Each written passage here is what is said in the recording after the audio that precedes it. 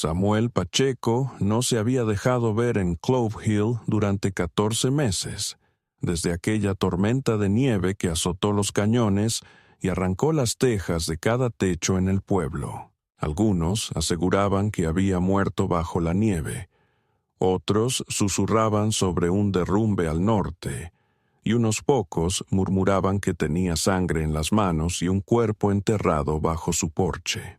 Cualquiera que fuera la verdad, cuando volvió a aparecer a principios de verano, conducía un carro desgastado por mulas por el camino de la cresta, con un rifle colgado a la espalda y algo pesado envuelto en lona bajo sacos de sal y carne seca. Nadie se atrevía a preguntar dónde había estado. Entró silencioso como el crepúsculo, sus botas arrastrando polvo, su barba más larga que nunca, y sus ojos hundidos en algo que parecía no ser del todo humano. El tendero del pueblo, Tomás Jesús, intentó esbozar una sonrisa cuando Pacheco entró aquella mañana. Fue una sonrisa forzada, como la que pone un hombre frente a un oso que aún no sabe si tiene hambre. ¿Vuelves por clavos o cuerda?, preguntó Jesús, alargando la mano instintivamente bajo el mostrador donde guardaba la vieja Smith & Wesson. Pacheco no lo miró. Simplemente dejó 4 monedas de plata sobre la madera marcada y señaló hacia las herramientas de hierro colgadas en la pared de atrás. Jesús las tomó sin decir nada, con las palmas sudorosas. Afuera, Pacheco cargaba las herramientas en su carro junto a una silla rota y un montón de leña que él mismo había partido cerca del arroyo. El sol golpeaba fuerte en el camino seco, y los caballos resoplaban a lo lejos, pero Pacheco se movía como un hombre hecho de piedra y sombra, indiferente al mundo de los vivos. La gente lo observaba desde las ventanas y tras las cortinas, sus ojos atentos hacia la figura cubierta con lonas en la parte trasera del carrito, algo alargado y desigual, atado con cuerdas. Podría haber sido un ciervo, tal vez, o un fardo de postes para la cerca, pero la manera en que se movía alrededor de aquello, con cuidado, de forma protectora, sin perderla de vista ni un instante, les causaba inquietud. En el salón, el piano dejó de sonar justo cuando entró. Una partida de cartas se interrumpió en plena mano. El tabernero, el viejo Emilio, quien le había servido whisky a Samuel Pacheco la noche en que su hija desapareció, aclaró la garganta pero no pronunció palabra. Samuel Pacheco parecía más envejecido, no solo por las marcas en su rostro, sino también por la postura de sus hombros y por ese silencio que lo envolvía como un aceite denso. No pidió nada para beber. Tampoco se sentó. Permaneció allí un instante, mirando detenidamente a todos. Luego se dio la vuelta y se marchó sin decir palabra. Lo dejaron ir. Nadie lo siguió. Nadie tuvo deseo de hacerlo. Cerca del anochecer llegó de nuevo al borde del pueblo. La mula avanzaba con paso lento, arrastrando los cascos sobre parches de grava y salvia. No paró en la iglesia, ni dirigió la mirada al cementerio, ni respondió al saludo del muchacho que desde el taller del herrero lo saludaba con la mano. Mantuvo la vista fija hacia adelante, enfocada en el sendero que se doblaba hacia el barranco del sur, la ruta hacia su rancho, la tierra que nadie cuidaba salvo él, el lugar del que la gente solo hablaba en susurros. El cielo se tiñó de naranja detrás de él mientras cruzaba el viejo árbol donde se habían colgado 3 herraduras oxidadas que todavía se mecían con el viento, como campanas de hierro. Cuando llegó a la bifurcación cerca de la colina de Miguel, la mula se detuvo por sí sola. Samuel Pacheco descendió, estiró la espalda y rodeó el carro. Tiró de la lona hacia atrás apenas 1 centímetro, mostrando madera gastada, bisagras de metal y un poco de algo tallado. Delicado, floral. Era un ataúd, sin placa con nombre, sin inscripción. Lo miró largo tiempo y luego lo volvió a cubrir. Nadie preguntaba por él. Nadie se atrevía. Aquella noche, bajo el silencio amplio de las estrellas, llegó a la puerta de su rancho. Las bisagras chirriaron al abrirla, la maleza crecida y la cerca medio desmoronada. Ató la mula, descargó las herramientas y dejó el carro donde estaba. El ataúd lo levantó en soledad, despacio, con cuidado. Dentro de la casa todo seguía igual. Polvo en la repisa, una taza sobre la mesa, un delantal colgado donde su esposa solía tenerlo. Colocó el ataúd en el centro del cuarto principal. Encendió una lámpara. Desenrolló la lona. Dentro no había cuerpo, sino docenas de objetos. Un relicario, una muñeca con un ojo perdido, una Biblia quemada en los bordes y un vestido azul pequeño, manchado con algo marrón y seco. Cerró la tapa suavemente y se hundió en la silla más cercana sin moverse hasta el amanecer. Sin lágrimas, sin oraciones, solo quietud. El viento hacía sonar las contraventanas, pero Samuel Pacheco permaneció inmóvil, atormentado no por fantasmas, sino por el recuerdo, por algo más pesado que la culpa y más frío que el pesar. Al día siguiente no fue al pueblo. Cavó en silencio, detrás del cobertizo, un hoyo profundo y cuadrado. Rodeó la tumba con piedras. Colocó el ataúd bajo la tierra sin ninguna ceremonia, sin marca alguna, sin palabras, solo tierra, sudor y el lento susurro del silencio cubriendo el pasado. Aquella noche, mientras el sol se desangraba sobre las colinas y los murciélagos despertaban en las vigas del granero, se sentó de nuevo en el porche con la pipa sin encender en la mano. Una tormenta se acercaba al borde lejano de la pradera.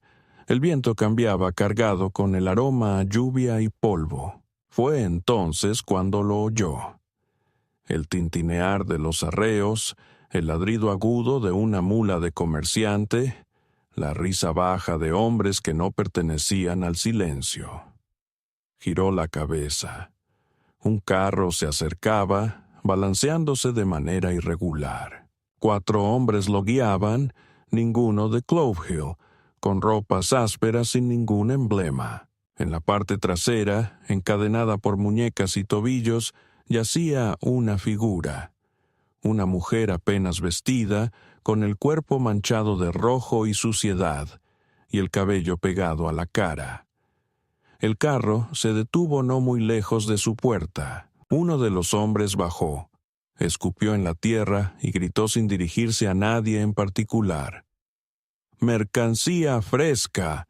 La cambiamos en la fosa de Jasper por 2 barriles de queroseno y una brújula rota. Fuerte, pero no habla. Tampoco llora. Quizás esté dañada de la cabeza.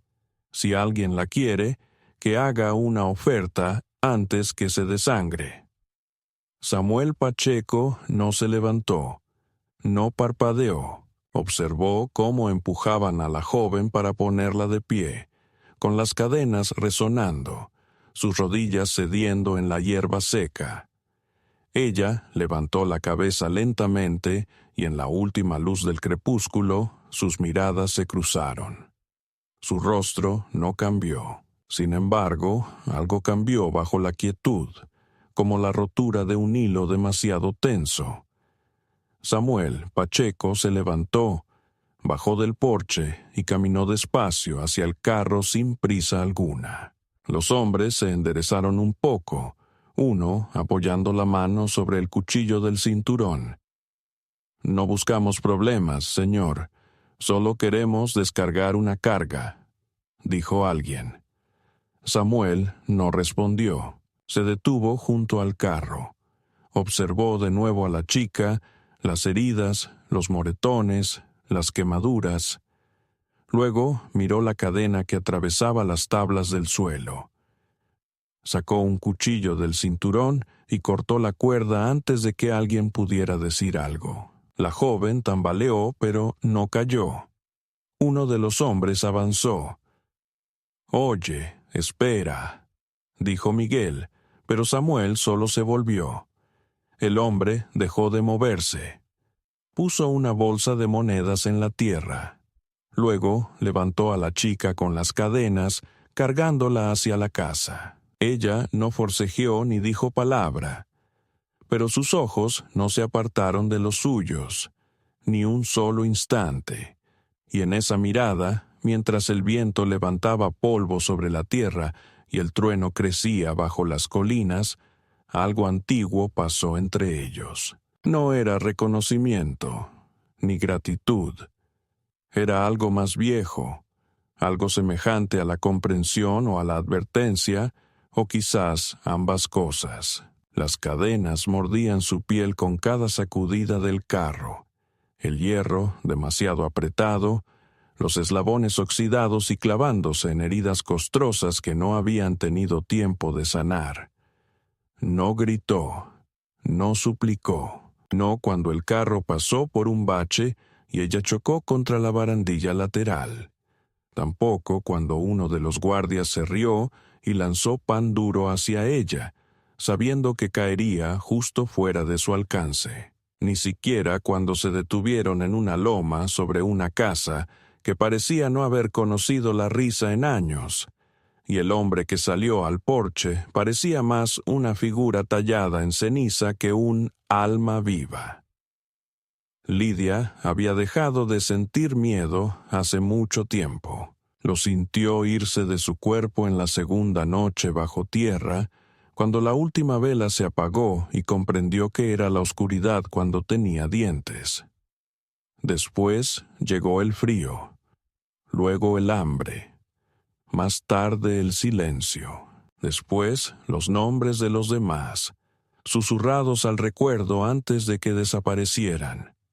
Y ahora estaba aquí, aún viva, apenas, pero no rota, no de la manera que esperaban. El hombre se acercó despacio, levantando polvo alrededor de sus botas, con un fusil colgado que no tocaba y una mirada impenetrable. Uno de los comerciantes enderezó su postura, moviendo la mano cerca del mango de una pistola, pero el hombre no reaccionó. Los observó como si no merecieran atención, como si hubiera visto cosas peores, hubiera sido peor, y todo lo que llevaban no pesaba frente a la carga en sus ojos.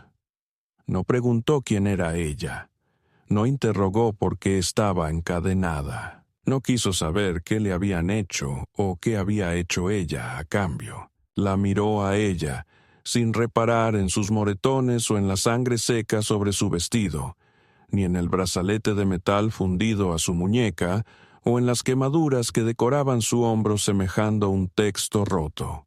Penetró en sus ojos y algo en ella se preparó, esperando la reacción habitual: rechazo, lástima, curiosidad o deseo. Pero no hubo nada, solo calma absoluta, esa clase de quietud que puede ser locura o una piedad demasiado gastada para nombrarla. El hombre se volvió hacia el comerciante que masticaba una caña y dijo con una voz seca que crujía como corteza quebrada: «¿Cuánto cuesta la cadena?».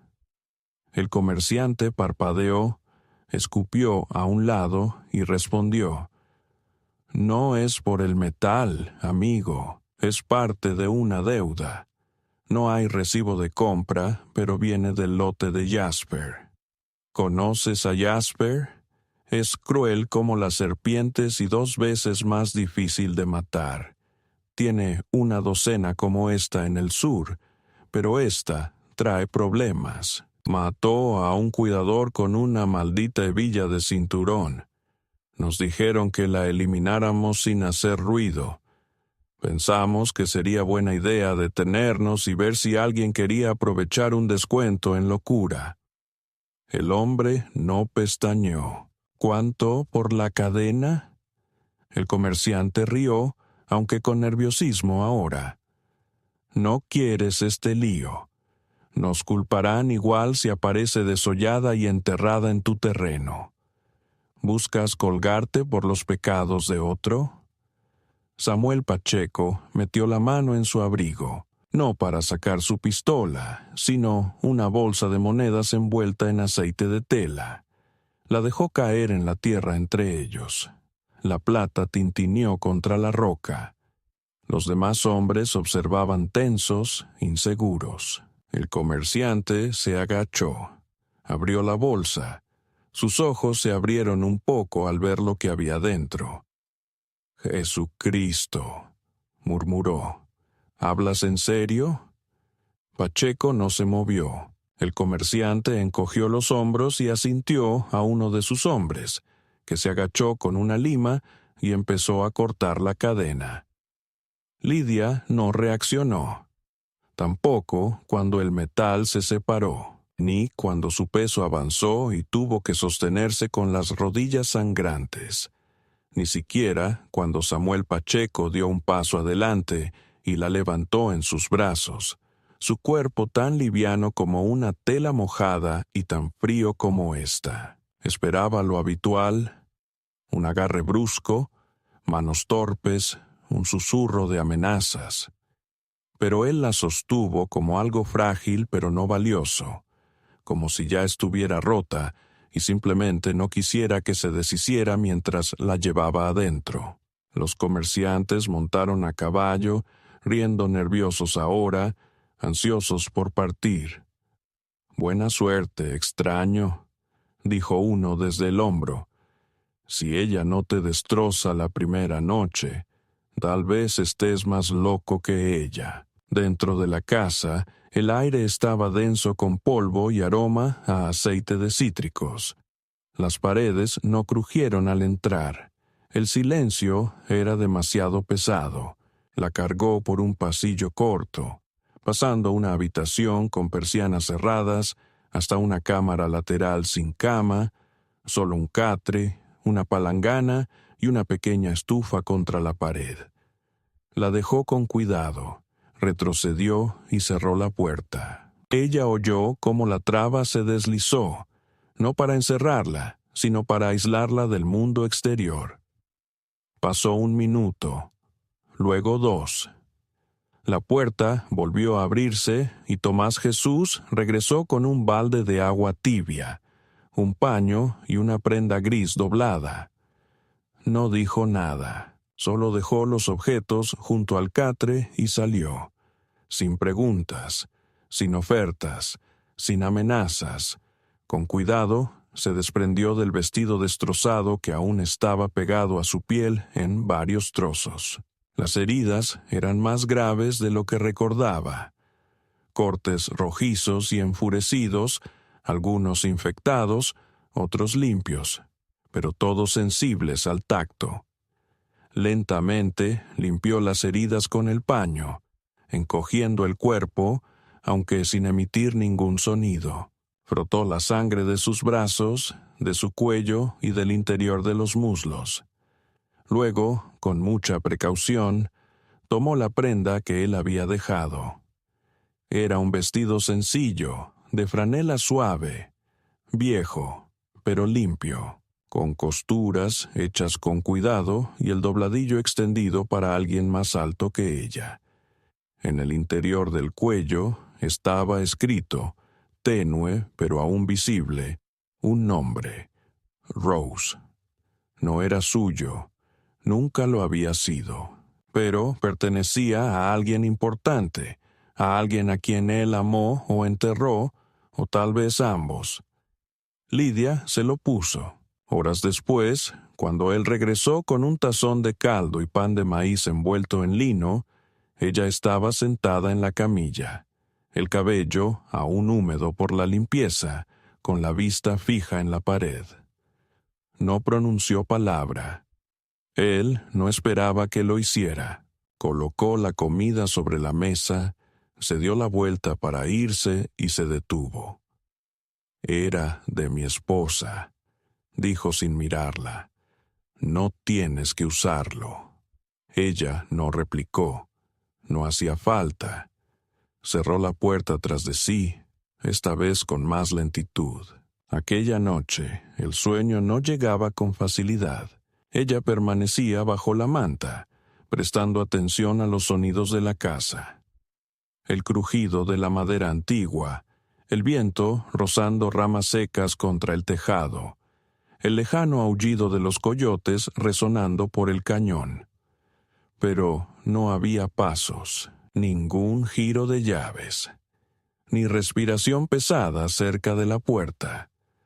Solo silencio, y el aroma de algo que ardía abajo en la chimenea, un fuego limpio, sin humo, sin pudrición. En algún lugar de la oscuridad, Lidia finalmente permitió que sus dedos se relajaran. Sus manos habían estado apretadas tanto tiempo que no había notado el dolor. No sabía qué quería el hombre de ella.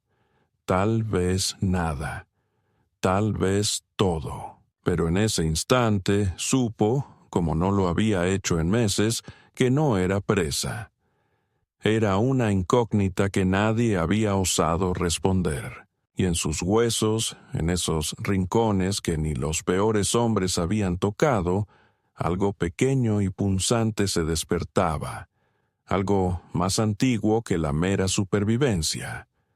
No era esperanza, todavía no, pero el recuerdo de ella no comenzó con palabras ni con contacto, sino con el sonido de una puerta dejada intencionalmente sin cerrar con pestillo.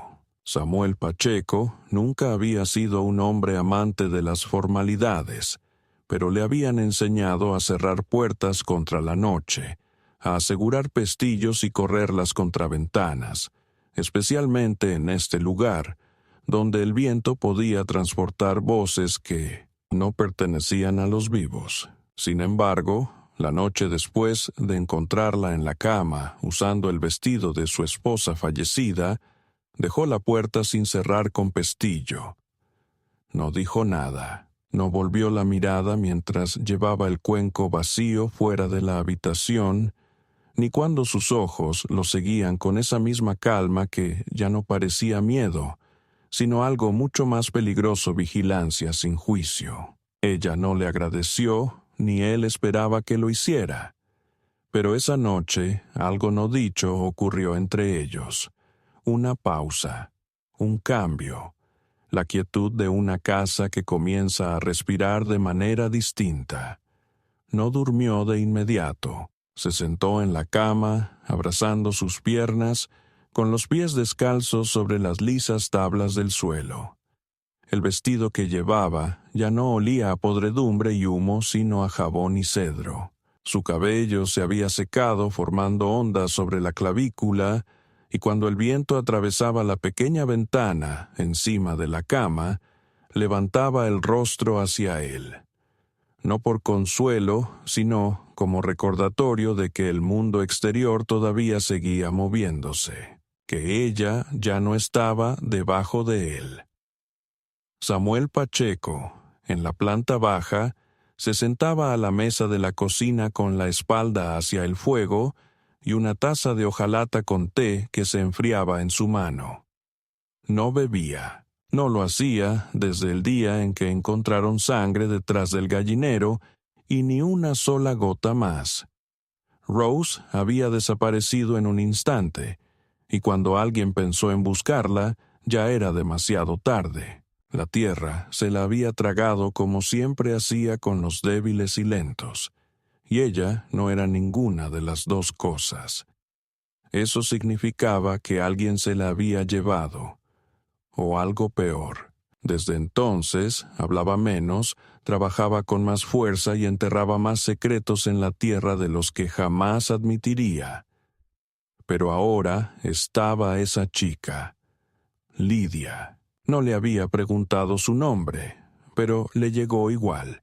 grabado en la pieza metálica que llevaba bajo la clavícula, incrustado en una cicatriz quemada como si alguien necesitara recordar y hubiera elegido la crueldad para hacerlo. Aquella noche hizo algo que no esperaba. Bajó las escaleras descalza, con la prudencia de quien solo ha conocido pasillos donde el silencio es sinónimo de seguridad y un ruido inesperado presagia dolor. La oyó mucho antes de verla. El leve crujido del escalón que él nunca arreglaba, el aliento contenido cuando cambiaba el viento. Se quedó en el umbral de la cocina sin cruzarlo. Solo se detuvo ahí, observando las llamas bailar en la chimenea, viendo que él no la veía. No se volvió, pero dijo sin mirar, ¿Tienes hambre otra vez? Ella negó con la cabeza. Él lo percibió más que verlo. El aire se movió ligeramente con ese gesto. Metió la mano en la alacena, sacó un paño doblado y lo puso sobre la mesa.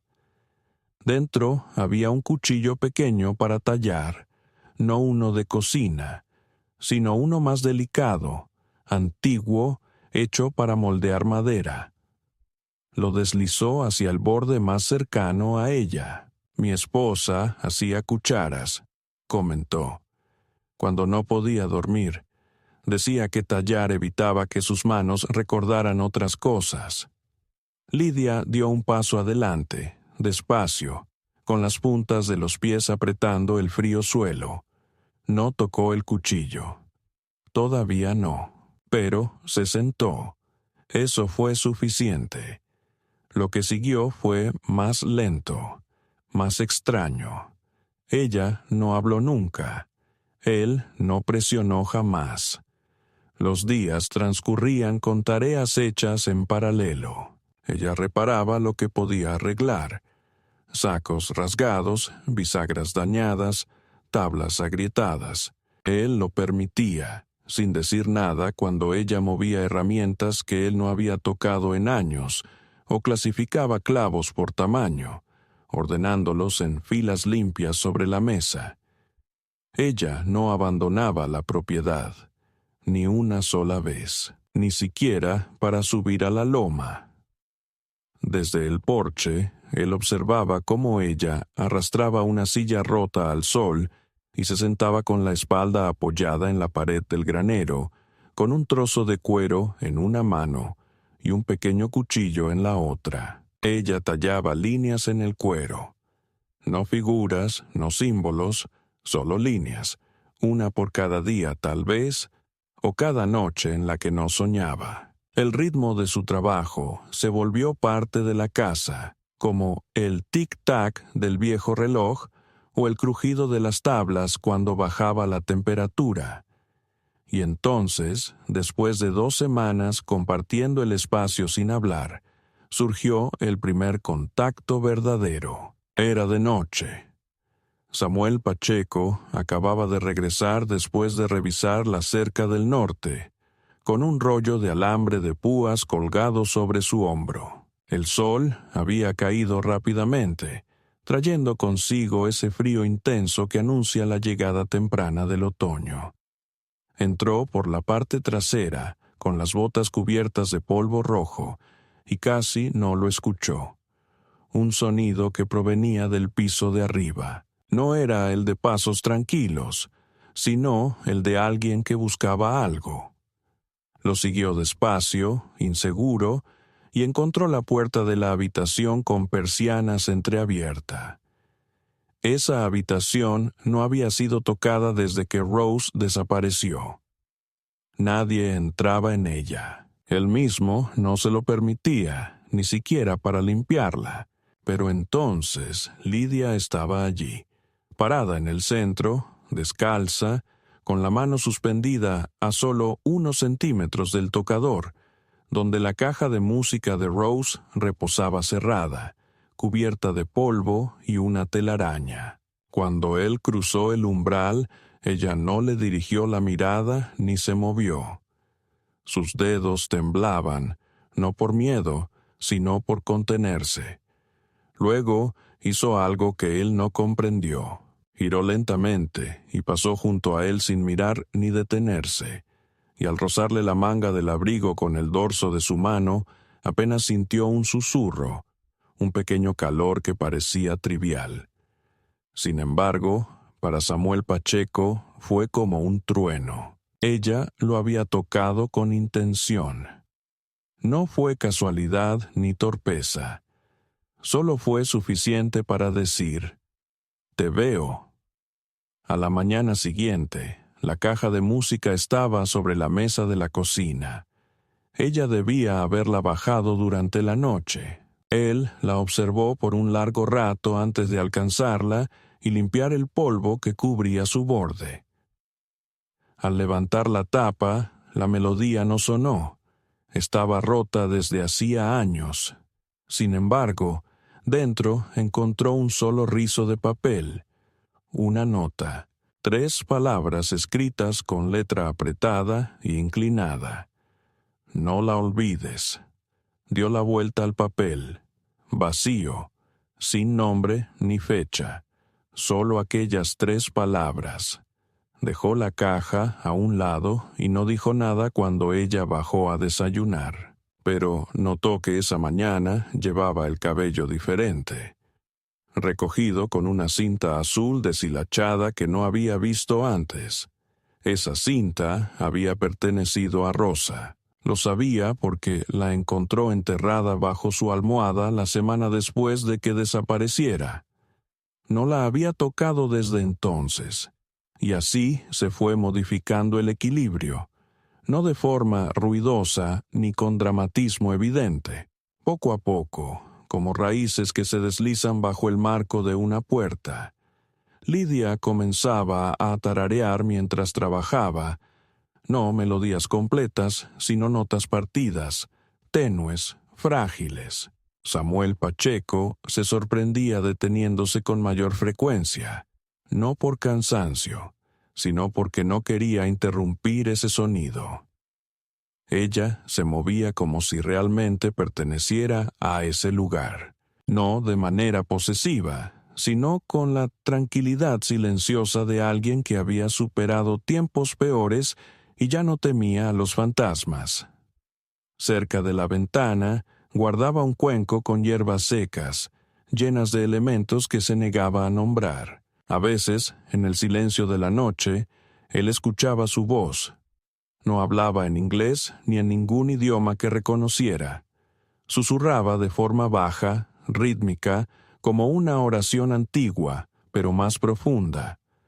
Samuel nunca preguntó. Una noche, tras arreglar la puerta exterior del granero que se había deformado después de una tormenta veraniega, entró y encontró la mesa puesta para 2 personas. Sin velas ni adornos, solamente 2 cuencos y 2 tazas. Lidia estaba junto a la estufa sirviendo guiso con una cuchara grande. Sin mirarlo, dijo con voz suave, «Construiste esta casa para olvidar, pero ella recuerda». Samuel no respondió. Simplemente se sentó y comenzó a comer. Al terminar, ella estiró la mano por encima de la mesa y deslizó una cuchara artesanal en la mano de él. Era áspera, sin pulir, pero auténtica. El mango tenía la forma de una rama de árbol y la punta se curvaba lo necesario para sostener más de lo que parecía posible. Él la giró lentamente en la palma. Ella no sonrió ni explicó nada. Simplemente se levantó y salió de la habitación. Más tarde esa noche, cuando el fuego ya estaba casi apagado y las sombras se alargaban por todo el suelo, colocó la cuchara junto a la caja de música sobre la repisa. Por primera vez en más de 1 año, pronunció su nombre en voz alta. No dijo Lidia, sino Rose. Susurró con voz tenue. «Todavía estoy aquí. No la he olvidado». Detrás de él, en el piso de arriba, el suelo crujió una vez. Luego volvió el silencio. Aquella fue la noche en que el viento cambió. Ninguno de los dos pudo conciliar el sueño. La tormenta llegó sin aviso, no de aquellas que se gestan por días con nubes densas y animales inquietos, sino de ese tipo que cae de un cielo claro como un veredicto inesperado. Era casi el anochecer y Samuel Pacheco estaba en el pastizal del sur, revisando la cerca donde los coyotes habían estado tanteando el alambre, un lento avance de carroñeros más pacientes que desesperados. El aire había estado quieto todo el día, cargado con ese silencio previo al otoño en el que el viento parece contener la respiración.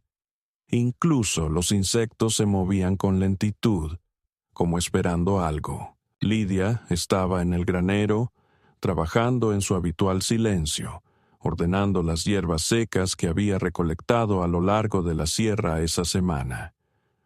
Romero, aguja de pino y una planta amarga que él no reconocía, pero ya sabía que no debía cuestionar.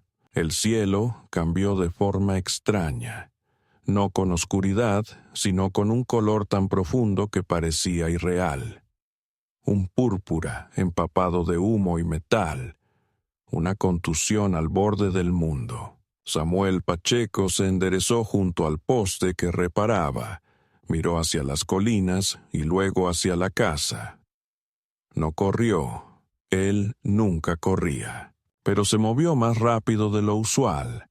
Lanzó el alambre y el martillo dentro de la caja y montó en la montura justo cuando la primera ráfaga de viento azotó el campo y las gallinas huyeron chillando hacia el gallinero. Cuando Samuel Pacheco llegó al granero, Lidia ya estaba afuera, sin abrigo ni zapatos. Permanecía en el exterior con los brazos relajados a los lados, el rostro levantado hacia el cielo como si escuchara algo distante, algo profundo, algo auténtico y antiguo. Su cabello revoloteaba alrededor de su cara y no se inmutó cuando la primera chispa del relámpago rompió la cresta, demasiado lejos para caer, pero lo bastante cerca para hacer temblar la tierra. Samuel bajó de un salto, tomó su brazo y gritó por encima del viento: «¡Entra!». Pero ella no se movió. Sus ojos estaban abiertos de par en par, sus labios se movían sin emitir sonido y su mano salió repentinamente señalando no hacia la casa, sino al norte, hacia el viejo pino que se inclinaba sobre el cobertizo para el ganado, el mismo que él había pensado en talar la primavera pasada, pero había dejado, ya fuese por recuerdo, por pereza o por algo más difícil de explicar. Se giró justo a tiempo para ver cómo el cielo se abría violentamente. Un relámpago impactó el árbol de manera directa, no como un golpe común, sino como una explosión intensa, una llamarada blanca que iluminó todo el rancho por un instante antes de que el sonido llegara con furia y la tierra temblara con su estruendo. El árbol no cayó, se fracturó en 1000 pedazos, madera y fuego esparciéndose como huesos lanzados con rabia, el aire cargado de humo y ozono. Samuel Pacheco retrocedió tambaleándose, casi perdiendo el equilibrio, con los oídos zumbando y el corazón acelerado. Miró al cobertizo que aún permanecía en pie, apenas. Una de sus esquinas humeaba, y la pared estaba partida por la mitad. El ganado adentro balaba con pánico. Entonces vio a Lidia.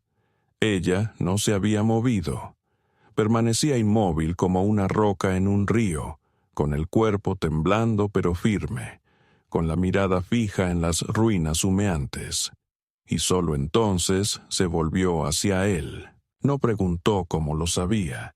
Tampoco cuestionó por qué no había hablado, corrido o gritado. Simplemente tomó su mano no con autoridad, sino con comprensión, y juntos abrieron la verja, guiando a los animales uno a uno, aunque el viento intentaba hacerlos retroceder y las chispas danzaban en los bordes de sus mangas.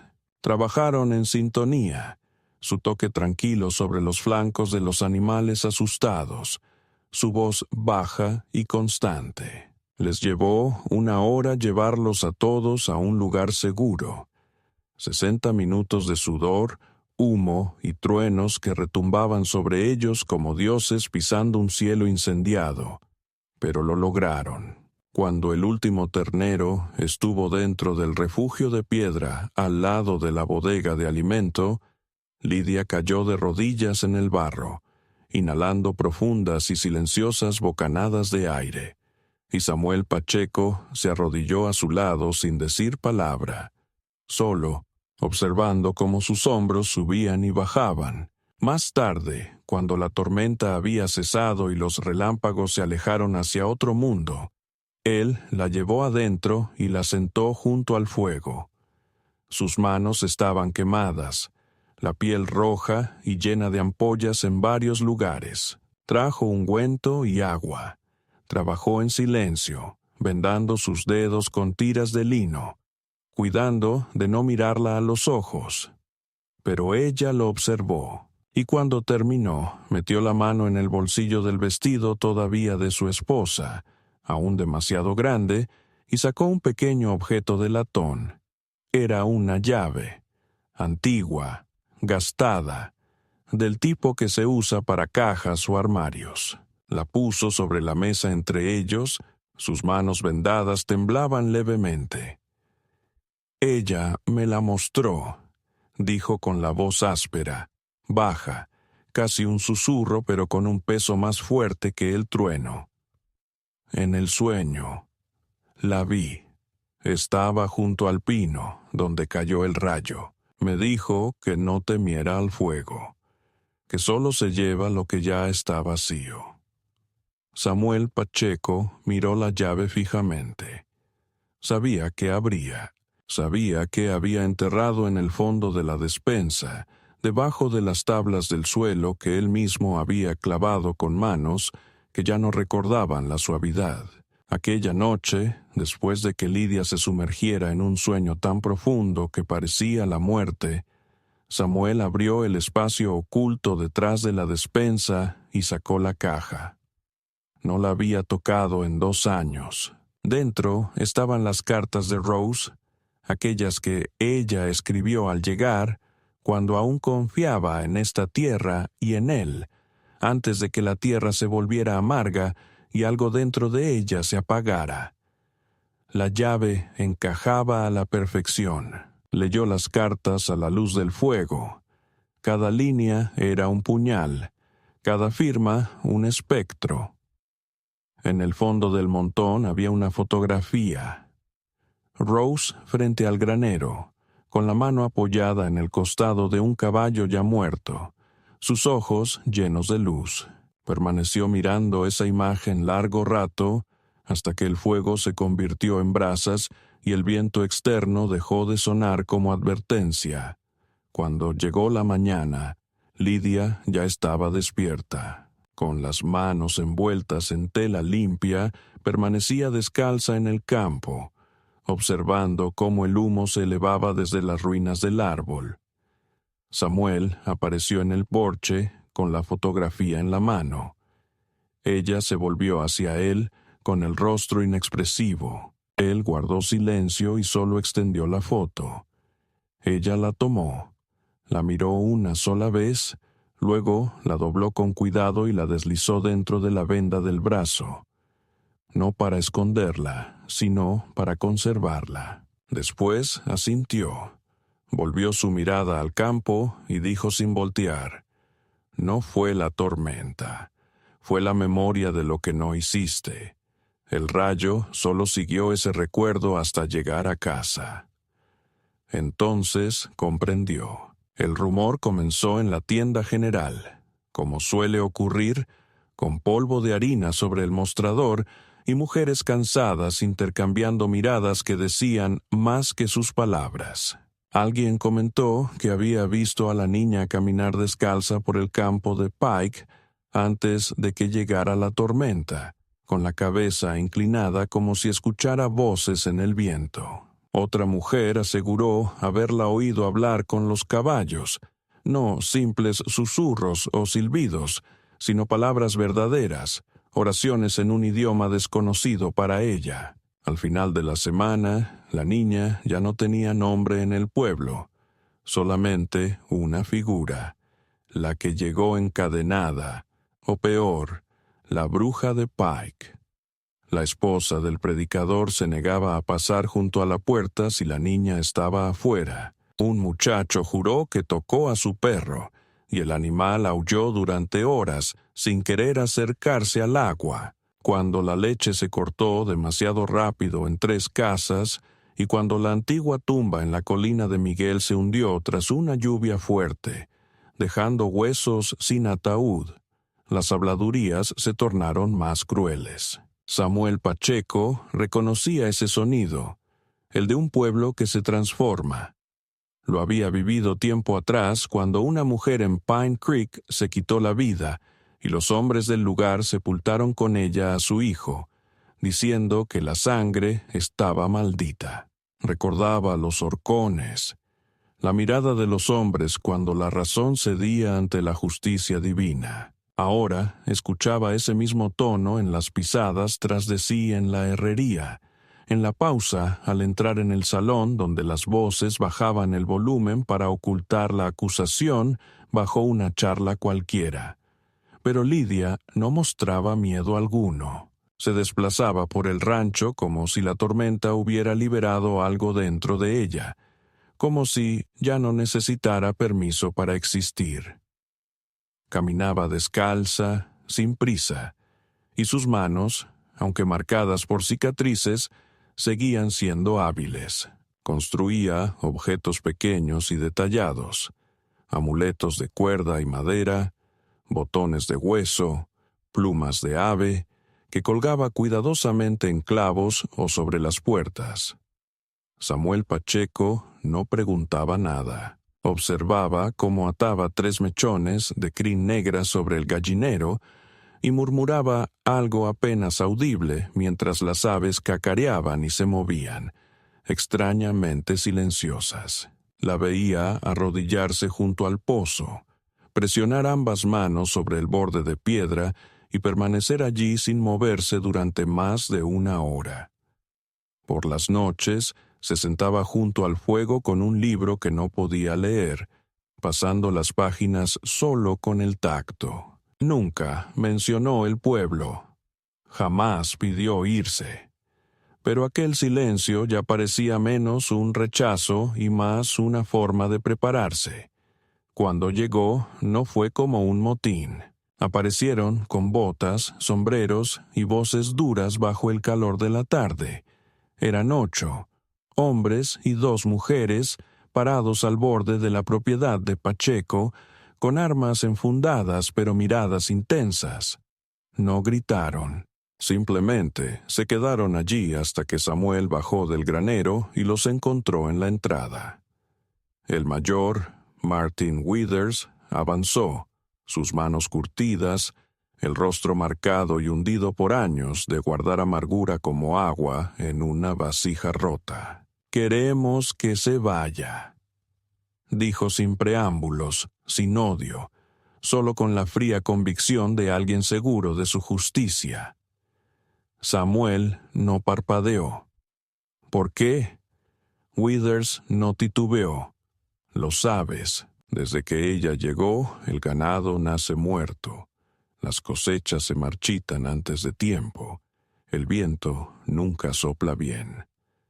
Mi hijo dice que habla con cosas que no puede ver. Mi esposa se despierta gritando y dice que la vio parada junto a la cama solo observando. Samuel lo miró largo rato y luego preguntó, ¿tocó a tu hijo? No. ¿Se acercó a tu cama? No. Entonces quizá tu casa es lo que está roto. Withers dio un paso adelante. ¿Crees que esto es cuento de esposas? Ella carga con la muerte pegada. Anda como si hubiera estado bajo la tierra y regresó distinta. Nosotros vimos cosas. Tú también las has visto. La mano de Samuel Pacheco reposaba suavemente sobre el poste. No alzó la voz. Dijo ella, es muda. Muda no quiere decir sorda, comentó otro hombre detrás de Withers. Y sorda no significa ciega. Ella ve cosas que no debería ver, cosas que no nos corresponde conocer. Samuel giró la cabeza, intuyendo la figura tras las cortinas. Lidia estaba justo dentro de la casa, con la mirada serena y las manos a los costados. No parecía tener miedo, ni de ellos ni de este momento. Solo parecía agotada. Samuel dio un paso adelante, sus botas hundiéndose en la tierra como si fueran anclas. Vinieron aquí porque temen, pero no saben a qué temen. Eso los convierte en un peligro. Withers frunció el ceño. Estamos aquí para proteger el pueblo. Samuel apretó la mandíbula. ¿De una chica que no ha hablado ni una palabra desde que llegó? ¿De una chica que sabe dónde están los cuerpos antes de que los encuentren? Dijo la mujer junto a Withers, con los brazos cruzados. De una chica que no llora ni sangra cuando debería. De algo sobrenatural. Samuel no se movió. Entonces, váyanse. No hay lugar para su miedo aquí. No queremos regresar con fuego, advirtió la mujer. Hemos visto lo que ocurre cuando los hombres toman malas decisiones. Samuel se apoyó contra la puerta. Yo también, dijo. Esperó. Withers lo miró un instante más y luego se giró. Los demás hicieron lo mismo. No hubo disparos ni amenazas. Sin embargo, el mensaje había quedado claro. Observó cómo se alejaban a caballo y volvió hacia la casa, donde Lidia permanecía justo donde la había dejado. Subió los escalones del porche, abrió la puerta y la observó. Volverán, comentó. Ella asintió. No añadió nada más. Aquella noche no encendieron el fuego. Comieron pan frío con queso y permanecieron en la penumbra, atentos al murmullo del viento. Afuera nada se movía, pero el ambiente era tenso, como si el aire estuviera contenido por demasiado tiempo. Pasaron 2 días y apareció el primer cuerpo. No era un hombre, sino una vaca. No había sido sacrificada para carne, sino para un ritual. Sus costillas tenían símbolos tallados y sus pezuñas estaban quemadas. El alguacil acudió para interrogar a Samuel, aunque de manera indirecta. Preguntó si había notado extraños en la propiedad o si Lidia alguna vez había mencionado las montañas. Samuel guardó silencio, sin mentir ni ofrecer información. Lidia no salió de la casa durante 3 días. De repente, sin previo aviso, salió al patio y comenzó a plantar. No en filas, sino en círculos. Círculos salvajes, perfectos y sin sentido sobre la tierra. Canturreaba mientras trabajaba, y los pájaros regresaron. Docenas de ellos, demasiados, llenando los árboles, cercas y vigas, observando y cantando, y luego, tan rápido como llegaron, desaparecieron. Al 7º día, Withers regresó, solo, sin botas, sin sombrero, su rostro pálido, su voz apagada. Me equivoqué, dijo. El hijo de mi hija cayó al pozo. Ella desapareció. Tu niña. Desapareció un momento, tal vez, pero lo encontró. Escuchó un sonido que nadie más pudo oír. Lo sacó antes de que sus pulmones fallaran. Ahora está respirando. Sus ojos están abiertos. Samuel esperó. Withers bajó la mirada. La trajiste aquí por una razón. No sé cuál es, pero no volveré, ni con fuego, ni con nada». Samuel asintió una vez. Withers se fue. Esa noche, Samuel entró al jardín. Lidia estaba arrodillada, con tierra en las palmas, su cabello enredado con hojas. Él se sentó a su lado despacio, con las articulaciones adoloridas. Ella no levantó la vista. Él dijo: «Aún susurrarán». Ella respondió en voz baja: «Siempre lo harán». «¿No tienes miedo?» «He visto cosas peores». Lo miró entonces y por primera vez extendió la mano, no con autoridad ni por obligación, sino para apartar un rizo de su mejilla. Sus ojos se cerraron. Su respiración se calmó, y entre ellos la quietud dejó de ser frágil.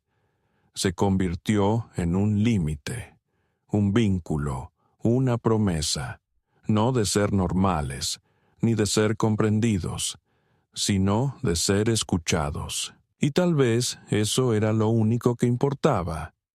La primera nevada ocurrió la noche en que Samuel Pacheco no regresó a casa. Era pronto para la nieve, algo inesperado, seca y punzante como polvo de hueso arrastrado por el viento, cubriendo la loma con una capa delgada y engañosa de blancura que silenció hasta a los coyotes. Lidia esperó toda la tarde, atenta al sonido del pestillo de la puerta, al crujir del cuero o al golpe característico de sus botas contra los escalones frontales. Pero conforme el cielo se oscurecía y no se escuchaba nada, a excepción del susurro del viento entre los tallos frágiles del jardín, algo dentro de ella empezó a tensarse.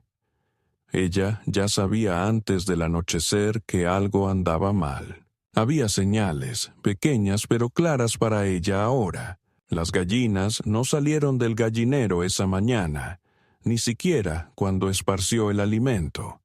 La leche tenía un sabor amargo y 3 de los amuletos protectores que había tejido y colgado en los aleros habían caído durante la noche sin viento suficiente para justificarlo. Intentó no escuchar a sus instintos, porque esa comprensión profunda, aquella parte de ella que había sobrevivido en silencio, sangre y fuego, le decía la verdad antes de que la razón se lo permitiera. Samuel Pacheco no estaba retrasado. Lo habían llevado. Ella se movía con cuidado, vistiéndose en varias capas, mientras se ponía el abrigo que él le entregó cuando llegaron las primeras heladas hace 2 semanas. Era demasiado grande, le caía de los hombros como una piel vieja, pero conservaba su aroma, ceniza, cedro y un toque metálico muy sutil. Llenó una mochila con las herramientas que ya no cuestionaba. Envolvió sus manos con tela contra el frío y salió de la casa por la puerta trasera, adentrándose en la luz tenue de la luna cubierta de nieve. El camino que él había tomado se dirigía hacia el Paso del Norte, donde la tierra se hundía en cañones y bosques de pino retorcido, un lugar que la gente del pueblo evitaba tras el anochecer incluso en verano. Él se había ido solo a intercambiar provisiones con el viejo colonizador cercano a Bitter Hollow y debería haber regresado a media tarde. Pero no lo hizo. Y ella entendía la razón. No tardó en encontrar la sangre. No era mucha, apenas una mancha sobre un poste de cerca torcido cerca de la bifurcación, medio oculta por la escarcha, el tono ya oscureciéndose hacia algo más oxidado que rojo. Luego vio una huella de bota, medio arrastrada. Después otra. Un rastro. Ella siguió sin titubear, adentrándose en el bosque donde las sombras se espesaban y la nieve caía más lentamente, como si dudara en tocar el suelo. Su respiración mantenía un ritmo constante, ni agitada ni forzada, y sus ojos exploraban la maleza con la destreza de un animal hecho para rastrear. Avanzaba a mayor velocidad de la que debería, impulsada no por miedo, sino por una claridad absoluta. Podía verlo, su figura encorvada, con los brazos atados detrás, la cabeza sangrando. Sentía la cuerda apretándole las muñecas, la bota presionando sus costillas, el calor del aliento furioso en su cuello. No era recuerdo, era una visión ajena, ni suya ni de él, una especie de residuo compartido del sufrimiento que dejaba huellas en el aire como el humo. Cuando llegó al claro, ya no sentía frío. El viento se había calmado por completo, y la nieve caía lentamente en espirales alrededor de una fogata tan perfectamente organizada que parecía intencional.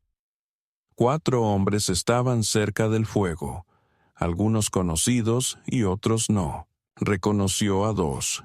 Uno venía en el carro que la había traído, el que se rió cuando ella no pudo levantar el pan. El otro era el primo del herrero, quien le había hecho demasiadas preguntas sobre sus cicatrices. El tercero llevaba una placa que no le correspondía, y el cuarto, amplio de hombros y callado, sostenía un rifle apuntando al hombre de rodillas. Samuel Pacheco sangraba de un corte en el labio y de una herida en la sien. Tenía las manos atadas fuerte. El abrigo le habían quitado, la camisa estaba rota y su rostro miraba hacia abajo, no por derrota, sino para ocultar algo que aún no habían logrado quebrar. No la habían visto. Todavía no. Hasta que ella salió entre los árboles y la luz del fuego reflejó la plata en sus ojos. El que tenía la placa se giró sorprendido y luego sonrió. «Mira a quien ha traído el diablo». Ella no dijo nada, solo siguió caminando. 1 paso, 2, sobre la nieve. Tenía los brazos relajados a los lados, con las palmas desnudas. El que sostenía el rifle ajustó la puntería hacia ella, pero el hombre con la placa alzó una mano. «No, déjala venir. Ella es lo que buscamos de todas formas». Escupió en la nieve. Él solo es la advertencia. Samuel Pacheco levantó la cabeza, apenas un poco, justo lo suficiente para verla. Sus ojos, vidriosos por la pérdida de sangre, seguían vivos y llenos de intensidad. Entre ellos no hicieron falta palabras. No era una súplica, ni una advertencia, ni siquiera sorpresa. Fue una promesa compartida sin sonido. Ella entró en el claro y dijo con voz tan baja que apenas rozaba el aire: «Déjenlo ir». El hombre con la placa se rió. «¿O qué? ¿Nos vas a matar con la mirada?» Dio un paso hacia ella y añadió: «Sabemos lo que eres, lo hemos visto. La esposa del predicador ya no duerme dentro de casa. Withers te escucha en sus paredes. Pensábamos que Pacheco era tu títere, pero quizás él es demasiado tonto para entender qué eres en realidad». Ella no se movió, solo lo sostuvo con la mirada y, sin aviso, dejó caer su bolso sobre la nieve y lo abrió. Todos se estremecieron. Ella percibía el miedo, lo saboreaba. Pero lo único que sacó fue un conjunto de tela y huesos. Se arrodilló y comenzó a disponer las piezas: cordeles, plumas, cenizas, dientes, un botón de niño, una página rasgada de un libro. El primo del herrero bufó con desprecio. «¿Qué diablos es esto?» Ella habló en voz baja. «Nombres. ¿Cómo?» Levantó la vista hacia ellos. «Los nombres de cosas que olvidaron cuando decidieron crear dioses a partir del miedo». El hombre con la placa dio un paso adelante con el fusil alzado. «Eso es suficiente». pero no disparó, no pudo. Su dedo no se movió. Sintió algo frío sobre su pecho, no físicamente, pero con peso. Tambaleó.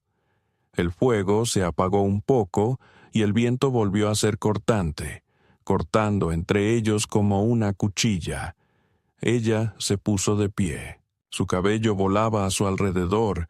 Sus ojos ahora eran negros, o quizás solo reflejaban la llama. «¿Crees que sabes lo que soy?», dijo, «porque recuerdas el dolor mejor que la verdad». Levantó la mano.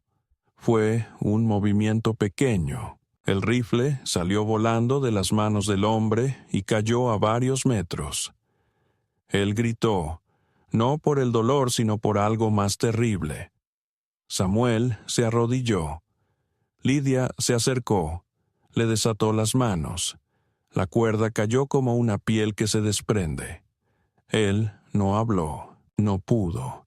Ella lo ayudó a levantarse. Su peso era pesado, pero sus pasos firmes. Los hombres no lo siguieron. No pudieron. Quedaron paralizados, no por fuerza, sino por el regreso de todo lo que intentaron enterrar. Su propia culpa, sus fantasmas, todo reflejado en su presencia. Cuando Lidia y Samuel regresaron al sendero, la nieve ya era más densa. Él se apoyaba en ella mientras caminaban. La sangre goteaba de sus dedos, pero sus ojos nunca se apartaban de los de ella. En la casa, ella limpió sus heridas en silencio, le vendó las costillas y se sentó a su lado hasta que amaneció. Él no preguntó qué había hecho. Ella no contó nada. Algunas verdades no están hechas para sobrevivir fuera del fuego. La llegada de la primavera fue sin previo aviso, filtrándose a través de la tierra descongelada como una antigua melodía recordada a medias en sueños. La nieve se retiraba en manchas irregulares, dejando al descubierto hierba seca, postes de cerca rotos y huesos dispersos de animales que no sobrevivieron al frío intenso. En el límite del rancho Pacheco, sin embargo, el deshielo trajo algo más que barro y descomposición. Aportó color. Flores silvestres brotaron del suelo donde Lidia no había sembrado nada. Sus raíces entrelazadas en piedras y ceniza, nutridas por sangre, recuerdos y algo más antiguo que ambos. La casa ya no crujía igual. El aire dentro había cambiado. Samuel Pacheco despertaba temprano cada mañana, no por pesadillas, sino por el ritmo de pasos que resonaban arriba, ligeros y seguros los de ella. Ya no se movía como alguien que se oculta. Su presencia llenaba la casa, no como un eco o una sombra, sino como algo vivo e intencional. Ahora cantaba, no con frecuencia ni con palabras, sino con zumbidos largos y lentos que se extendían entre las vigas y alcanzaban los campos, como un hechizo que no buscaba ahuyentar el mal, sino recordarle a la vida su lugar. Los habitantes del pueblo no hablaban de lo ocurrido en el claro, simplemente no podían hacerlo. Aquellos que la habían visto, que habían enfrentado su voz y salido indemnes, llevaban esa memoria como una hoja afilada justo debajo de la piel. Ninguno regresó a la tierra de Pacheco, nadie con preguntas ni con antorchas. Lo dejaron en paz. Sin embargo, de vez en cuando, pequeñas cosas aparecían en la puerta. Un manojo de hierbas, un hueso de cordero envuelto en tela, un hilo de cuentas del río.